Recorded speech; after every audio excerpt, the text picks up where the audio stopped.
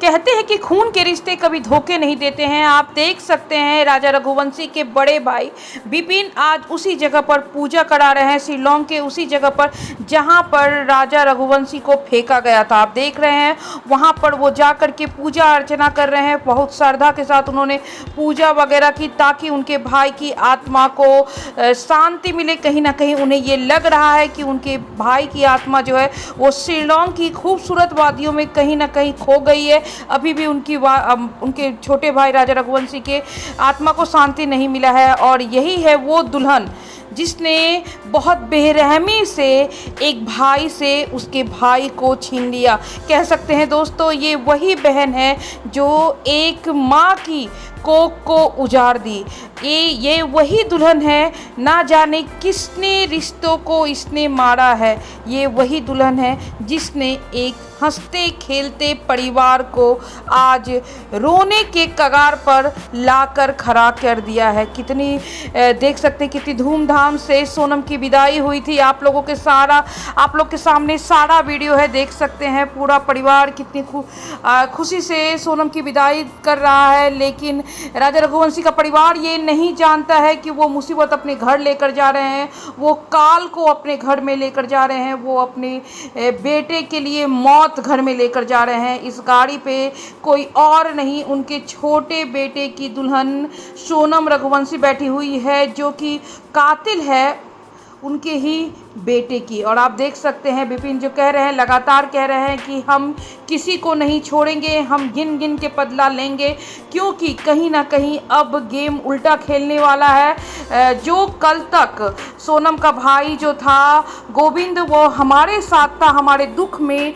शामिल था, हमारे दुख तकलीफ़ में वो खड़ा था, हमारी माँ को वो पकड़ कर कह रहा था कि राजा जैसे आपका बेटा था उसी तरह मेरा भाई था, मैं सोनम को नहीं छोड़ूंगा, मैं सोनम से बदला लूँगा, आप चिंता मत कीजिए। अगर सोनम गुनहगार है तो मैं उसे सज़ा दिलाऊंगा और मैं आपके साथ खड़ा रहूँगा। लेकिन जैसे जैसे राखी का जो अटूट बंधन, रक्षाबंधन करीब आते जा रहा है, गोविंद की जो प्यार है अपनी बहन के प्रति वो सामने होता हुआ जा रहा है। कहीं ना कहीं अब गोविंद जो है वो राज कुशवाहा और अपनी बहन सोनम को भी छुड़ाने के लिए भरपूर कोशिश कर रहे हैं। और सब कुछ जो होता है ये पैसे के बल पर हो रहा है। जहाँ तक राजा रघुवंशी के परिवार वाले ने कहा है, ये दावा तक किया है कि पैसे के बल सब कुछ पॉसिबल हो सकता है। आज 3 जो अपराधी सोनम रघुवंशी के साथ जो 8 अपराधी गिरफ्तार हुए थे उसमें से 3 अपराधी को आज जमानत के तौर पर छोड़ दिया गया।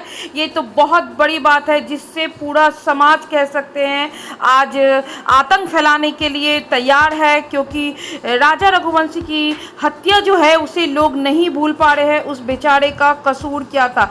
यहाँ तक कि राजा रघुवंशी के परिवार वाले ने ये भी कहा है कि पैसे के बल पर गोविंद अब लड़ेगा केस, पैसे के बल पर वो अपनी बहन को छुड़ाएगा और अपनी बहन के लिए कोर्ट में लड़ेगा ही। मुझे नहीं लग रहा था कि गोविंद इस हद तक गिर सकता है। उसने वचन दिया था मेरी माँ को, रोते हुए मेरी बहन माँ को कहा था कि हम आपके साथ हैं और हम गुनहगार को सज़ा दिलाएंगे। सारे सबूत जो हैं वो सोनम की तरफ उंगली उठा रहे हैं, सारे गुनाह जो हैं वो सोनम की तरफ उंगली उठा रहे हैं। फिर गोविंद और गोविंद का परिवार वाले सोनम का साथ क्यों दे रहे हैं। एक गुनहगार को फांसी की सज़ा मिलनी चाहिए। इस जगह पर गोविंद गलत है और मुझे अब गोविंद बिल्कुल पसंद नहीं है। विपिन ने साफ लफ्ज़ों में कह दिया है। अभी कुछ दिन पहले विपिन शिलोंग भी गए हुए थे और वो वहाँ पर पूजा वगैरह भी की, उसी जगह पर पूजा की जहाँ पर राजा की हत्या हुई थी और जहाँ से उम्मीद है कि वहाँ से फेंका गया था उसे।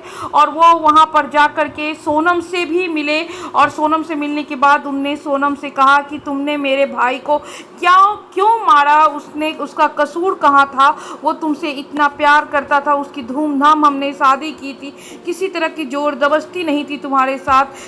तुम्हें अपने परिवार वालों को अपना पक्ष रखना चाहिए था।